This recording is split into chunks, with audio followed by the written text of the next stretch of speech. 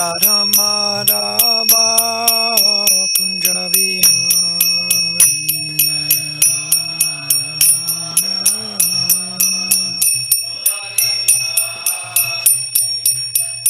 Gopi Jana Vallabha Girivardhari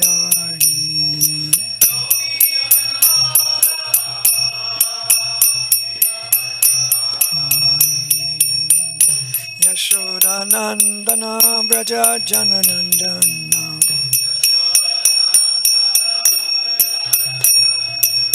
Yamuna Tira Manachari Yamuna Tira Manachari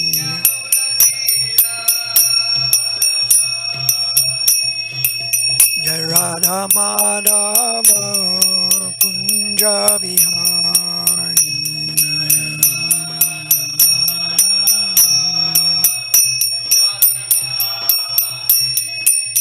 Jai Radha Madhava Kunja Vihari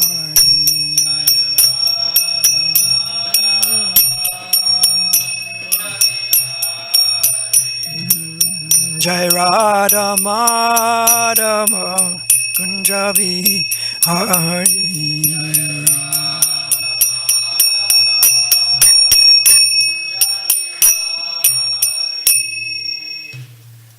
Jai Om Vishnupad Paramahamsa Paravajakacharya Arshtur Sri Srimad His Divine Grace A.C. Bhakti Vedanta Swami Prabhupada Ki Ananta Koti Vaishnavrinda Ki ISKCON Samstapakacharya Srila Prabhupada Ki Namacharya Srila Haridas Thakur Ki Jai Prem Sako Sri Krishna Chaitanya Prabhu Nityananda Sri Advaita Gadadhar Sri Vasari Gaur Bhaktivinoda Ki Shri Shri Radha Krishna Gopa Gopinath Shyam Kunda Radha Kund Giri Govardhan Ki Shri Vrindavan Dham Ki Jai Shri Mayapur Navadvip Dham Ki Shri Jagannath Puri Dham Ki Jai Ganga Mai Ki Jamuna Mai Ki Jai Tulsi Devi Ki Bhakti Devi Ki Jai Samaveda Bhaktivinoda Ki All glories to the assembled devotees.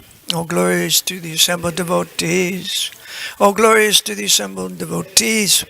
Gaur Premanande.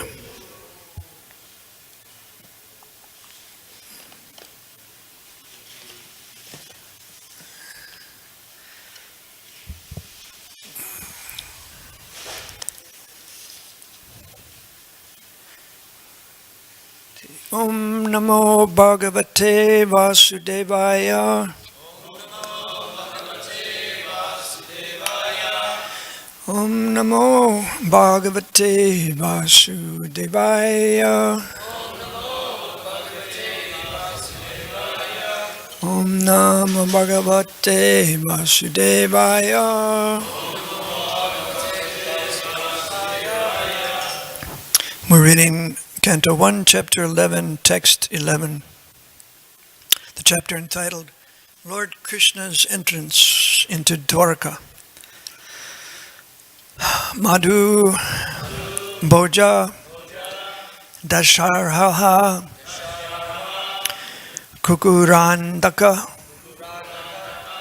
Vishnabi Atma Tulya Balair Guptam Nagair Bhagavatim Iva Madhu Bhoja Dasharhara Kukurandaka Vrishnibi Atmatulya Balair Guptam Nagair Bhagavatim Iva. Please chant. Madhu Bhoja Dasharhara Kukurandaka Vishnibi Atmatulya Balaya Guptam Nagar Bhagavati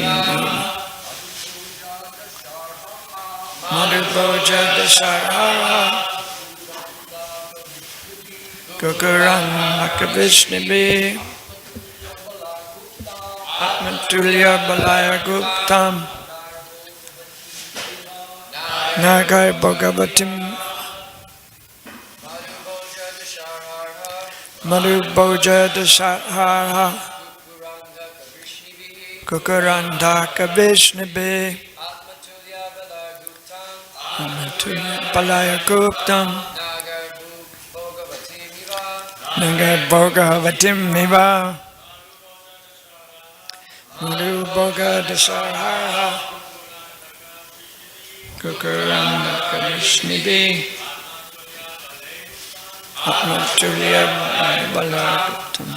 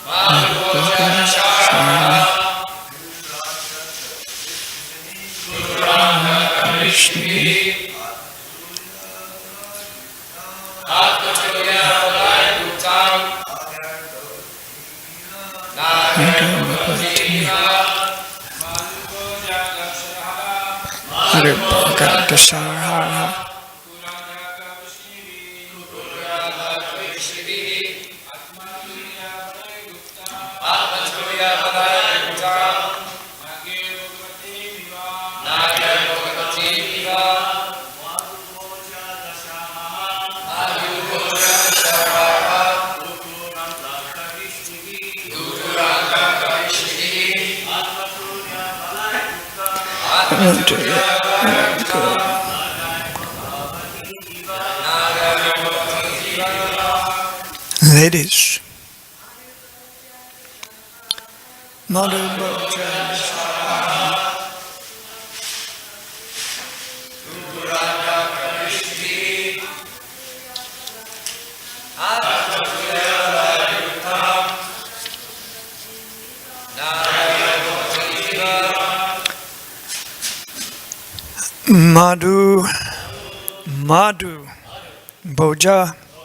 Boja Dasarha Dasara Arha Kukara Andaka Vrishnabi, by the descendants of Vrishni. Atmatulya, as good as himself. Balai, by strength. Guptam, protected.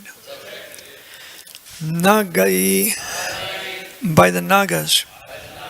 Bhagavatim, the capital of Nagar Loka.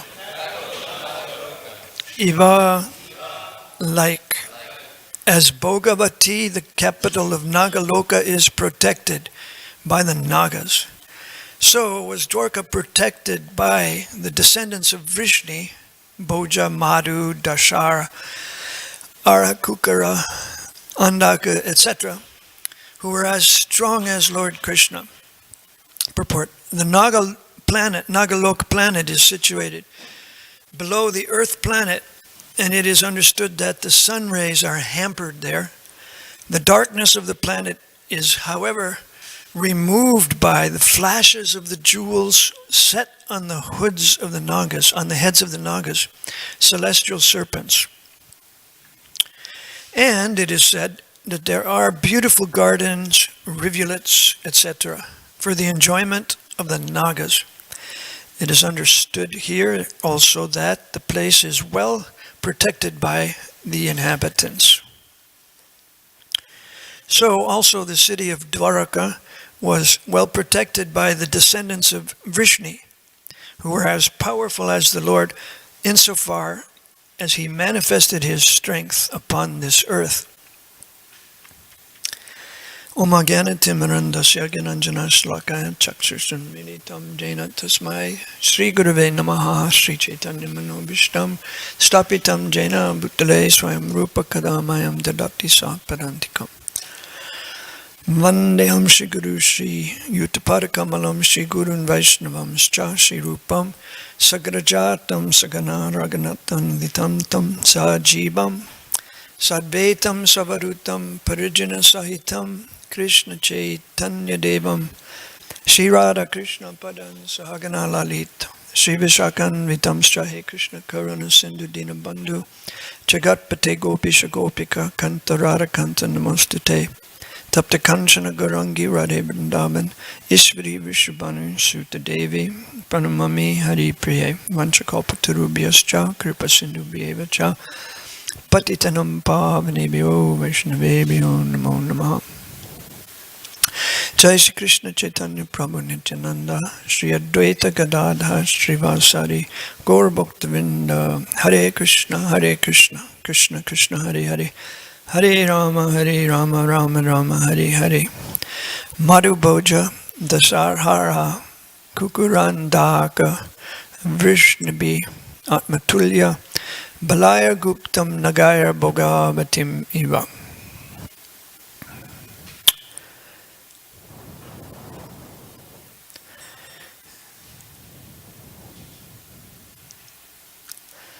So this is a description of the capital city, Dwarka. And it's in the context, the verse is in the context of the upliftment of the citizens. Krishna uplifted their dejected mood.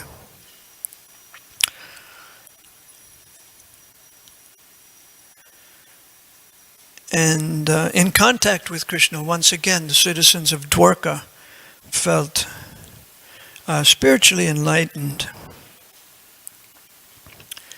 And Prabhupada makes a few points about this connectedness with Krishna. He says that the Lord is present in every particle of all existence. Can you imagine the Lord? He's all pervasive, so in every particle of existence. So he can manifest his presence in anyone.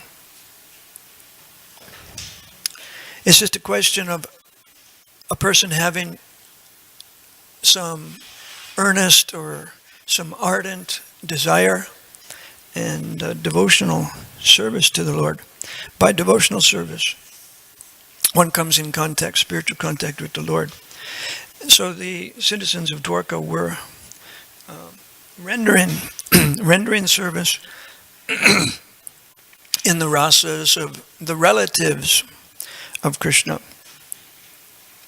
And because they were exalted spiritual persons, they're described here as the descendants of Vrishni. Vrishni is the first king of the Yadu dynasty. He's the one who goes way back. The Yadu dynasty comes from Vrishni. And the descendants of Vrishni who are mentioned in this verse, there's by name, they're Bhoja, Andaka, Dashara, etc. They were incarnations of demigods. You remember that when Mother Bhumi was in trouble, the kings were demonic. She went to Brahma, and Brahma went to the ocean of milk, and he prayed for the incarnation of Krishna.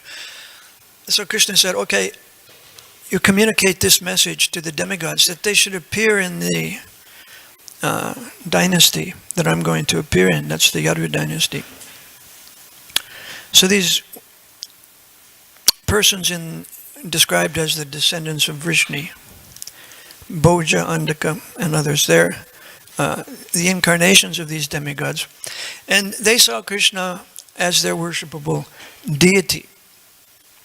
All the demigods consider themselves subordinate to Lord Vishnu. But along with them in Dwarka, there also lived eternal associates of the Lord, eternal devotees, like Aniruddha. Aniruddha is the incarnation of one of the Tattvavit expansions. He appeared as Krishna's grandson, but his eternal service is to be the guardian of Tattvavit in the spiritual world. So Krishna had, as you know, 16,108 wives and one daughter from each wife, so 16,108 daughters and 10 sons.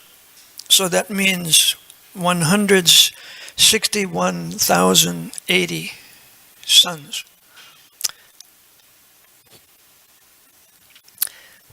So they were pretty ecstatic to see the Lord come back to Dwarka.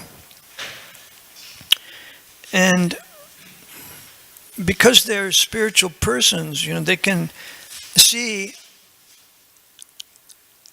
everything as Krishna's property, and they use everything in Krishna's service. Sort of like in New Dwarka, we have the same mood. Krishna is the supreme proprietor, and we become filled with pleasure. The whole world seems full of pleasure for devotees who see the world in this way. It said, Vishvam Purna Sukhayate. Vishvam means this world.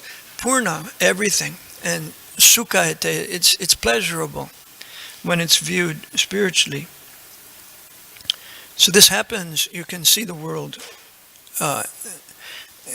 You can see the spiritual existence of the world when you fully contact Krishna.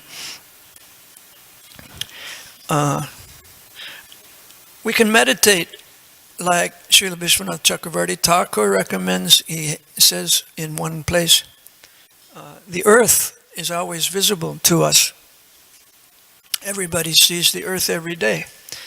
So see the earth as an expansion of the Lord's lotus feet. Everything is Krishna's. So we can see the earth as expansion of the Lord's lotus feet, and all the living beings on earth as thus sheltered at the Lord's lotus feet. We can see the world this way.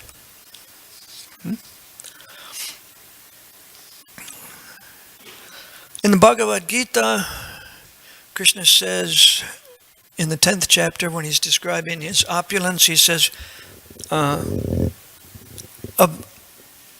the descendants of Vrishni, I am Vasudeva. So that means he's the son of Vasudeva and Devaki in the Yadu dynasty. Vrishninam Vasudeva Smi. So that's Krishna in Dwarka. And Kunti Devi also addresses Krishna as Vrishni. She says, Vrishni Rishab. Rishab means the chief. Krishna is the chief of the Yadu dynasty, the Vrishni dynasty. And Kunti says in that prayer, you're the destroyer of political parties who are disturbing the earth.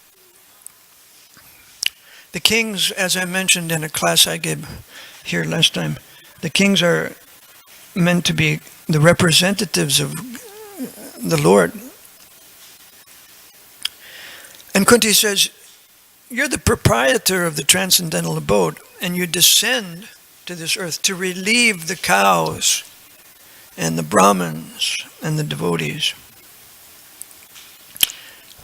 Even Arjuna addresses Krishna as a member of the Vrishni dynasty. When you use the word Vrishni in the vocative, calling out the name, then you say Vrishneya. So that's a name that Arjuna gives Krishna. Vrishneya, he says a couple of times in the Bhagavad Gita. It means, O descendant of Vrishni, O Varshneya, Arjuna says.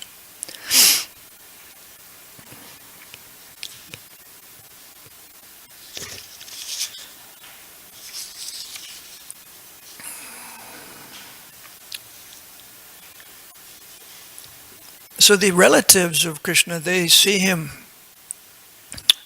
as everything, and that means they see him as the worshipable deity, as some of them, the residents of Dwarka, see him as their father, some as their spiritual master, or as their well-wisher. And they understand that time cannot influence Krishna. Krishna is above the influence of time and the modes of nature. There's a verse in the Bhagavad Gita also where Krishna says, I'm the grandfather of this universe, and the father and the mother. And Srila Prabhupada, in the purport to that verse, he describes that all the living entities in this world are the marginal energy of Krishna, Tatastha Shakti. And we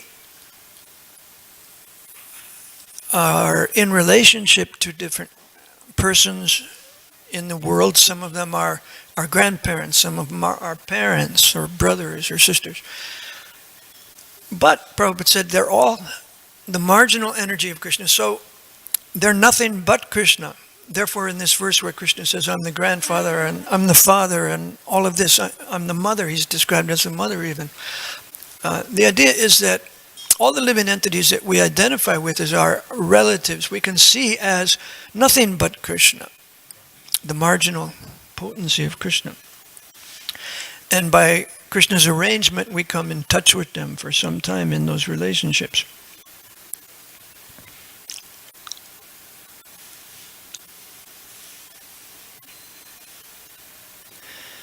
Srila Jiva Goswami commented on some of these verses in this chapter and described the citizens' ecstatic mood in relation to Krishna. They were presenting praise and gifts to Krishna when he returned to Dwarka. And these gifts were saturated with priti. He uses the word priti. That means, special affection and extraordinary happiness and love. In seeing Krishna again, they were so happy. And the emotions that they felt, the emotions they expressed by their words and by giving gifts to Krishna, this pleased Krishna very much. So this was a elevated exchange of love in different rasas with Krishna. Now we can apply this to ourselves. We can ask the question, well, can we attain such a level in our relationship with Krishna? Seeing Krishna is actually natural for every resident of Dwarka, and it's also natural for every individual soul. So anyone has this within reach.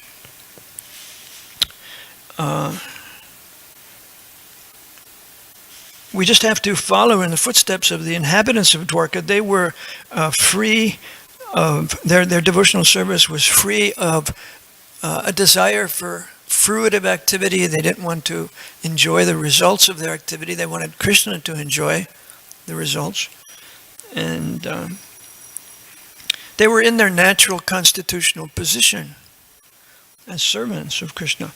And this is what we're discovering by devotional service, that I'm naturally also a servant of Krishna.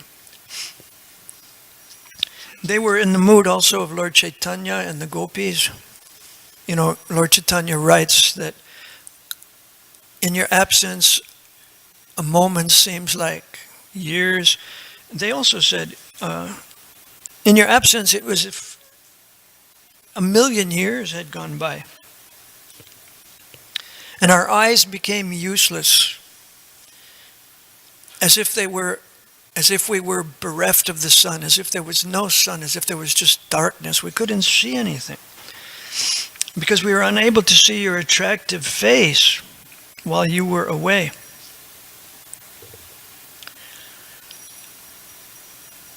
So Krishna was reciprocating with them and acknowledging their sentiments by glancing upon them and greeting them.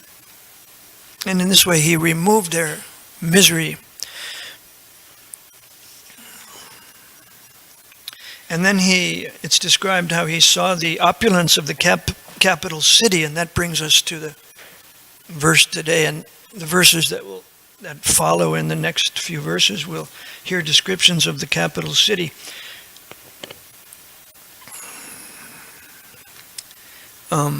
Any capital city, we know any capital city is the most opulent city, or often one of the most opulent cities in a country. We expect to see high buildings and lots of nice arrangements in the capital city.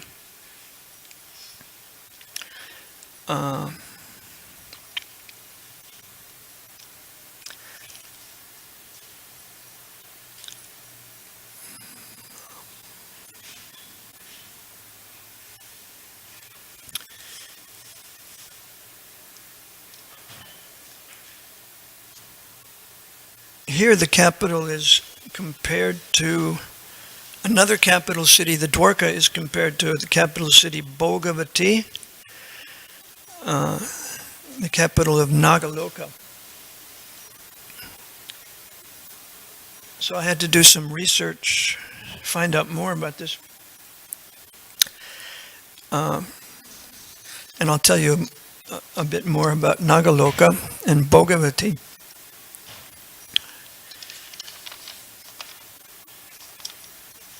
One other point that Prabhupada makes about these residents meeting the Lord, he says we can also experience this meeting with Krishna by attending festivals in the temple, like the Julan Yatra or the Janmashtami, or during the month of Kartik, we come and offer lamps. In the temple, the Lord accepts worship as the deity. And whether one is qualified or unqualified, or whether one is good or bad, if one approaches Krishna and sincerely offers him whatever he or she is capable of offering, Krishna will reciprocate. And he'll offer his benedictions to those who come to the temple. And what's the best benediction? A deepening of one's desire to serve Krishna. That's described. I had an experience of this when I joined ISKCON. I didn't get a chance yesterday to speak about Srila Prabhupada, so I'll just tell you for a minute in a condensed version what I was going to say yesterday. I actually joined ISKCON in California, in San Francisco, on a Friday, and the temple commander said to me, tomorrow some devotees are driving to Los Angeles. They're living in the congregation, and you can go along with them because Srila Prabhupada's in Los Angeles, and you can see Srila Prabhupada lecture on Sunday morning. So I was completely pleased that Krishna was reciprocating with me, because I had just joined and I was going to see Srila Prabhupada right away. And actually, the temple room was over there, the center where the Fate Museum door is. That was the entrance to the temple. It used to be back that way. And they had a container of water by the door and a towel, because the devotees used to run around barefoot. And so before you went into the temple, you had to dip your feet in the water and then step on the towel so that the temple room floor stayed clean. And Srila Prabhupada arrived in the temple room for the greeting of the deities. And when the Govindam prayer started and the Kanchaplu, and the doors opened, just at that time, we bowed down. And at that moment, Prabhupada came in through the back door of the temple and went up to the altar of Gaurnitai, as if like he would come from that door and walk up. And he paid his full dandavats. So by that time, all of us had stood up, and that was the first time I saw Prabhupada paying full dandavats before the altar of Gauratai. And this was January 13th, 1974. There were no Guru Pujas at that time. The Guru Pujas in ISKCON started after the Gaur Purnim in the California and in different places in the world in 74. Prabhupada's class wasn't recorded that day, but I remember some of the things he said.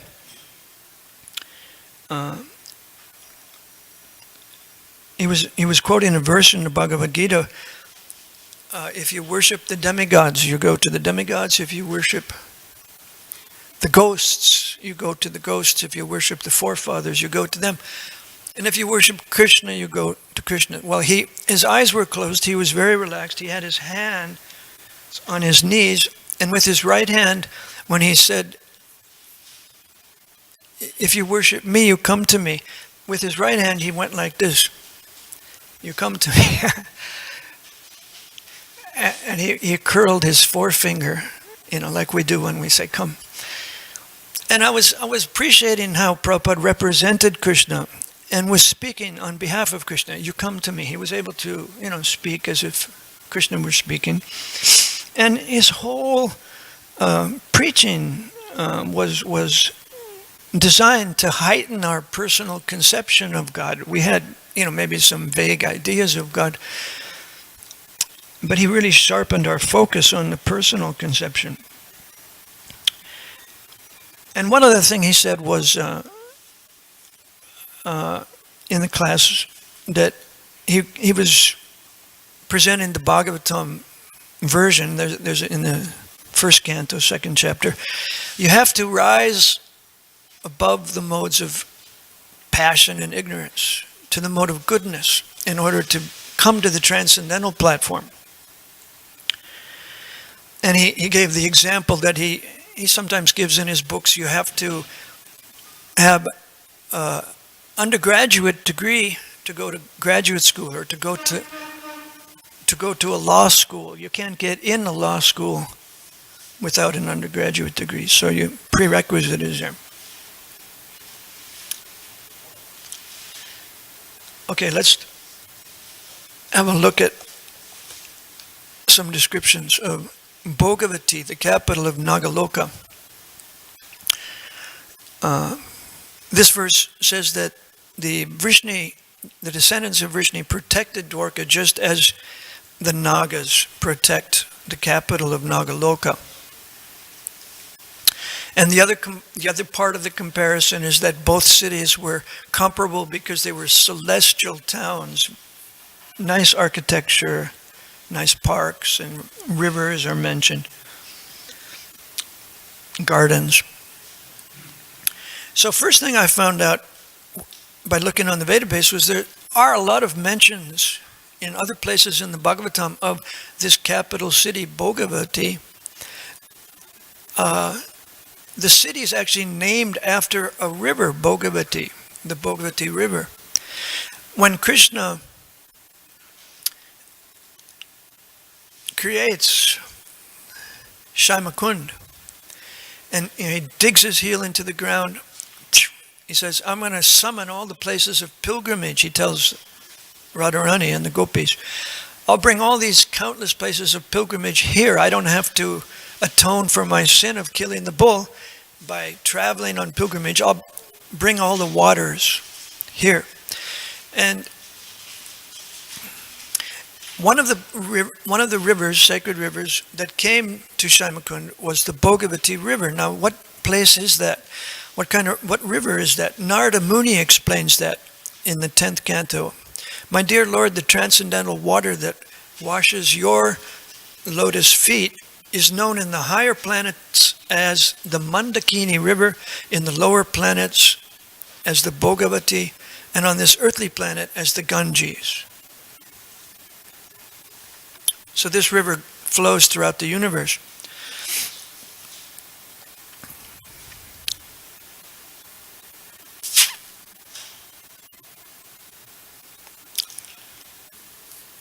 The Mahabharata also compares the city of Indraprastha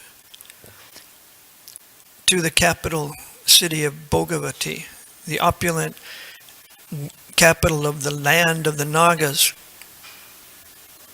Indraprastha is a city that was built by the Pandavas. Krishna was there when it was being laid out, when it was being built. And even Vyasadeva was there with the Pandavas to perform religious rites and to bring peace and security to the new land. They built this place, Indraprastha, and that's compared to Bhogavati also. And Krishna lived there for some time, and then he returned with Balaram to Dwarka. As far as the Nagaloka or Patala Loka,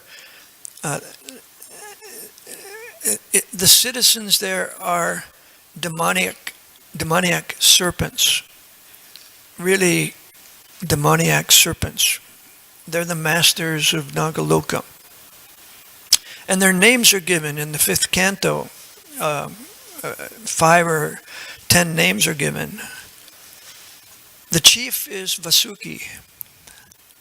Vasuki's pastime is mentioned sometimes in the Bhagavatam.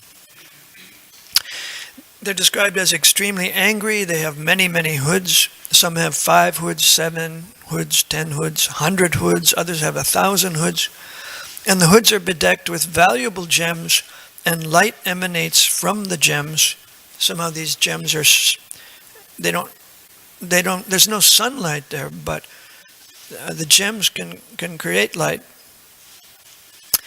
It's described that demons live where the sun doesn't shine, and for this reason they're called the Daityas, which is the opposite of Aditya. Aditya is there's a mother, Aditya. She's in the lineage of the sun god, and she has descendants, the Adityas and the Daityas. So somehow the demons use artificial light emanating from the hoods of the giant serpents. They're mentioned in the 7th canto in the pastimes of Nrsimha and Hiranyakashipu.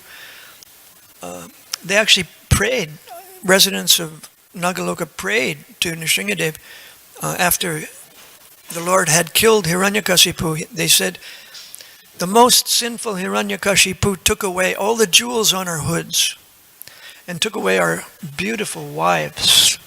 Now, since his chest has been pierced by your nails,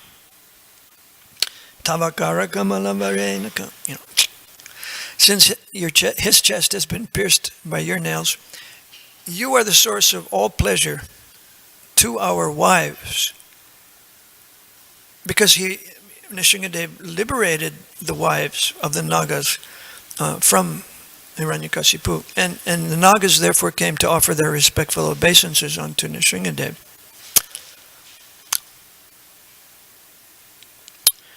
Hiranyakashipu had put the Nagas in anxiety.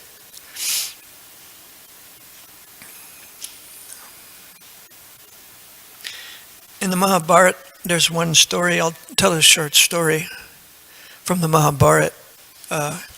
Arjuna married one of the princesses of Nagaloka. The way this happened, it took place in Hardwar, which is on the Ganges River. You can go there, Hardwar, Rishikesh. And this is the Bhagavatam in the 1st canto mentions that Arjuna met this princess. But there's a little further description of it in the Mahabharata. You've heard of mystic cities. One of the cities is that you can travel anywhere in the ether. You know, one of the elements, one of the 8 material elements is the ether. So we have an ethereal element to our gross and subtle body. And we have an ethereal form, you could say, just like we have a mind or an intelligence. There's also ego and ether, ethereal. That's the most subtle material, gross element. So if you get mystic cities, then you can travel in this ethereal body. And this is what the princess of the Nagas did. She was in the Ganges at Hardwar when Arjuna was there doing some religious activities, and he took a bath in the Ganges at the conclusion of his rites. And the Naga princess Ulupi saw Arjuna. She was there in her ethereal body, and she was attracted to him and abducted him while he was bathing in the river. She pulled him down and actually pulled him into the kingdom of the Nagas, traveling on the ethereal somehow. So Arjuna began a conversation with her, and when they got to Nagaloka, and he said, "Oh, beautiful maiden, you have certainly been bold." It's, very bold for a girl to grab a guy, take him to her place.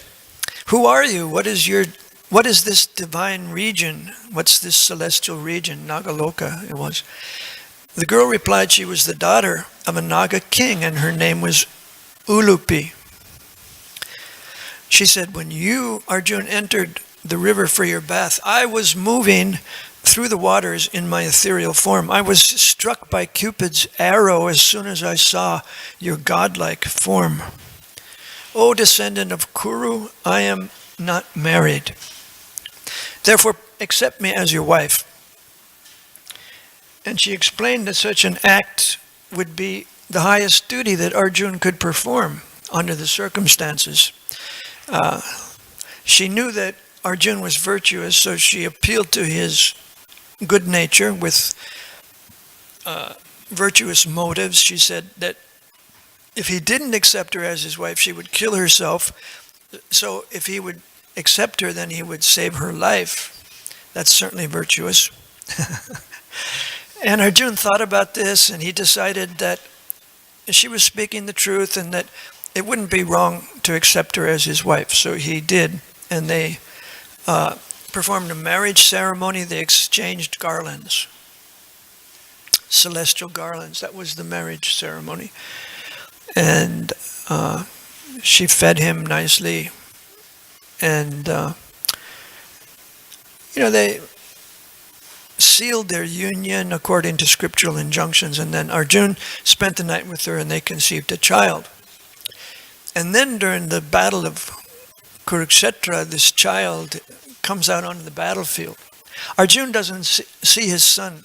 He goes back to the place in Hardwar, but Ulupi tells him, "I'll come to where you are at a suitable time," and she brings her son around the time of the battle of Kurukshetra. And she gives him a benediction, and there's a story about how this benediction was used by Arjuna in the Mahabharata. Okay, I'll stop. Any questions or comments? Brigupati?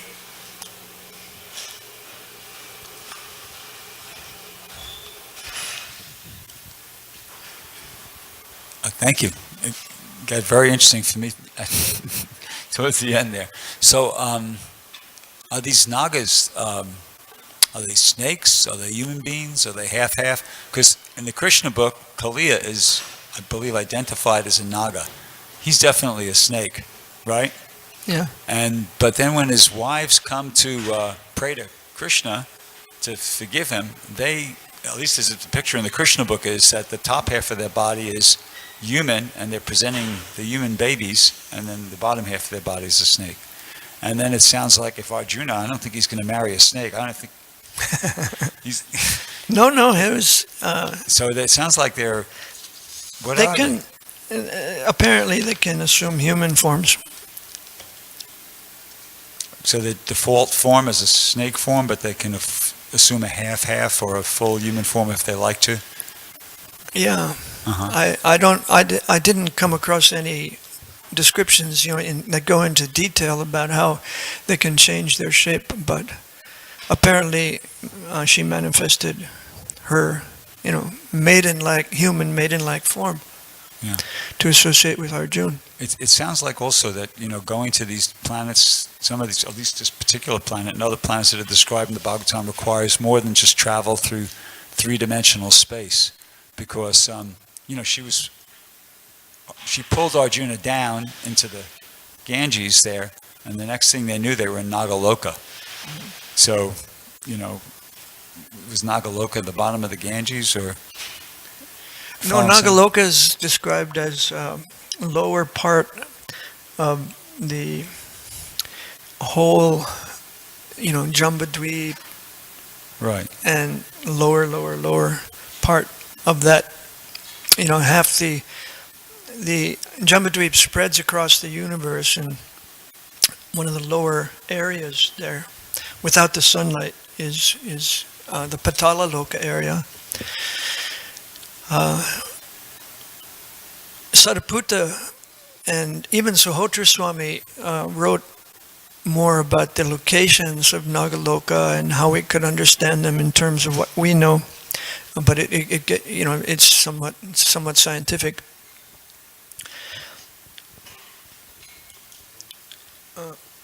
Yes, Maharaj first, please. Then Archita and others. Thank you, Prabhu. Just one, what I believe is, it may be a correction, it may not be, unless I misunderstood you. You had mentioned at the early part of the talk that king of the Yadu dynasty was Krishna. Is that what you said? Or did I misunderstand you? Well, he's described by Kunti as Vrishabha. No, who is the king of the Yadu dynasty? Oh, the original king was Vrishni. Who? Vrishni. Vrishni. Yeah. Yeah, that's not what I understood. Yayati was a king going far back in generations, and he had 5 sons, one of whom was Yadu. Also, Puru was another one, and he was the origin, if you want to call it that, of the Kuru dynasty. Puru, they became Kurus. So Yayati, one of his sons, was Yadu. Okay? So, however, then the generations went one after another. And in the present time that we meet Krishna, we have Ugrasena as the king of the Yadu dynasty. So Krishna is basically, you might call him the right-hand man of Ugrasena. And Balaram is also a right-hand man. I think he's called the city father in the Krishna book. So, however, Ugrasena is pretty much like a figurehead with Krishna and Balaram around, because there's no point in trying to be king when you know that Krishna is the supreme king and Balaram is the supreme king.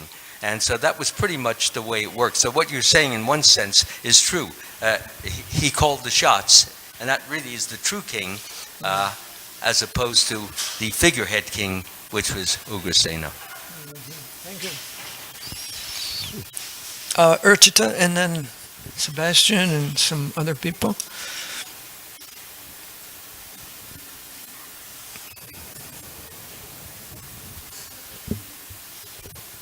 Hare Krishna Prabhu, thank you for the nice class.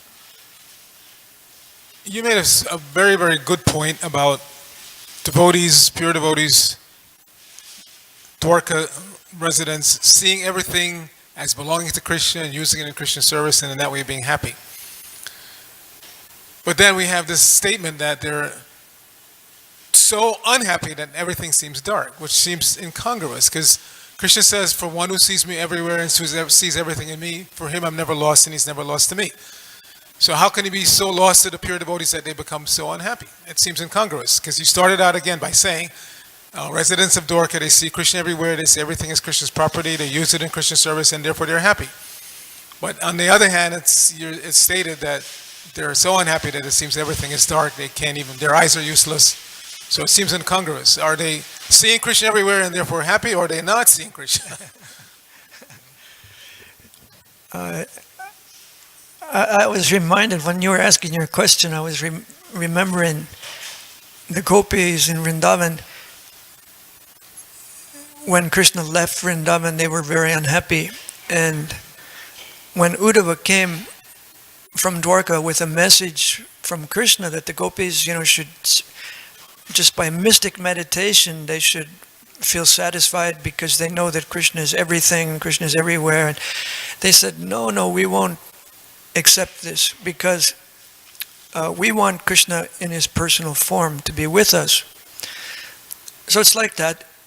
Actually, the meditation in Krishna's absence, the meditation is deepened because they are always thinking more intensely of Krishna when he's not there. So Krishna deepened their love by his absence. But to them it was like a darkness also. Yashoda, Mother Yashoda, Radharani, they were described as almost looking like they were dead. Like that. Now, Sebastian. Hare Krishna, Krishna Krishna, Hare Hare. Thank you, Prabhu, for an excellent class. Very informative. I was just curious, it clearly states in the purport that Naga Loka is the closest planet below the Earth planet. Do we know what the closest planet to Earth is? Mars? And is it just like the material scientists trying to go to the planet that is lower than the Earth? Yes. Thank you. Thank you very much.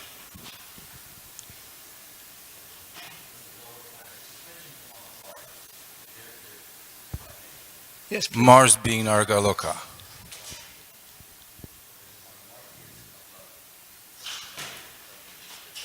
Okay, so anyway, where it is, its exact places, it's one of the lower planets. There was an incident, I won't go into it, so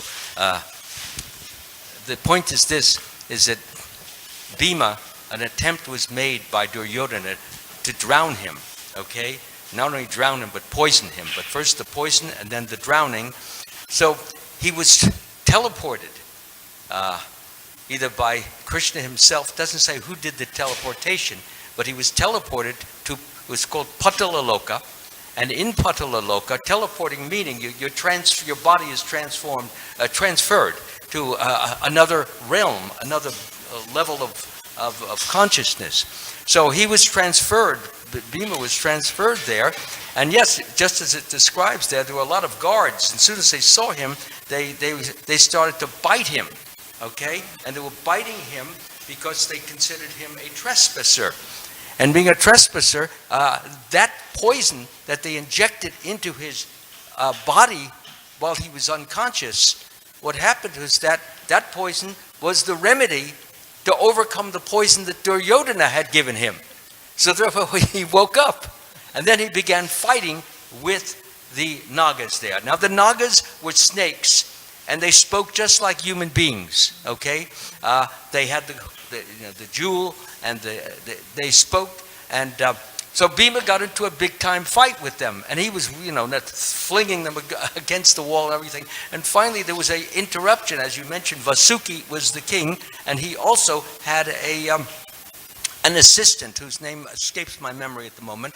But that person who was the assistant happened to be a great-great-great-grandfather of Bhima.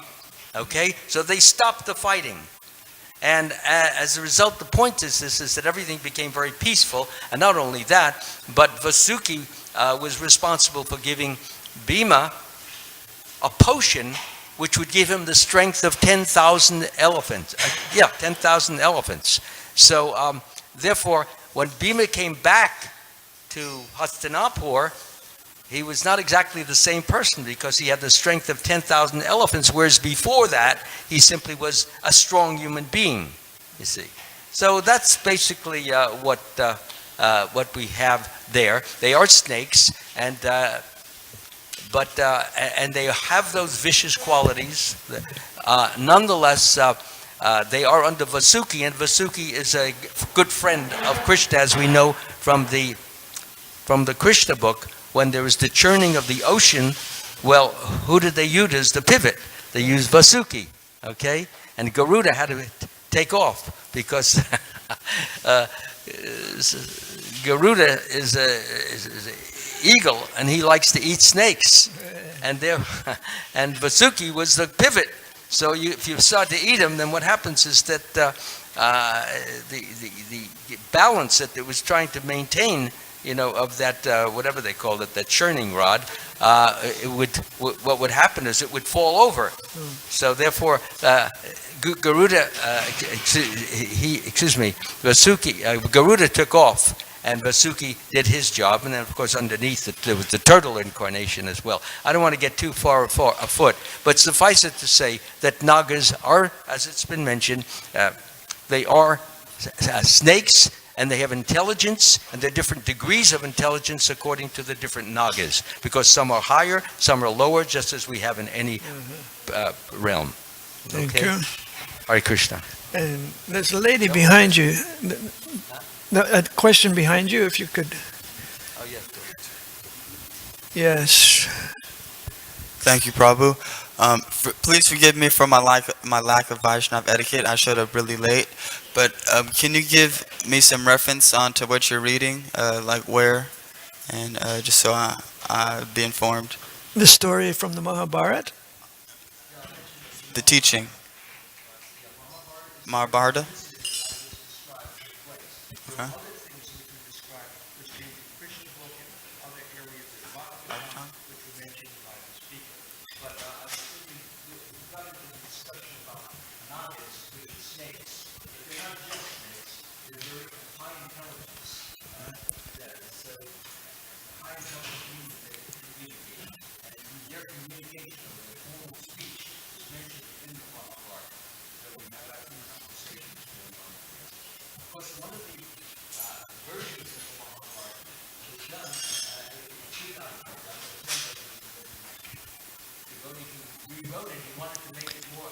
Krishna. More acceptable to people of this world, so he turned them into human beings.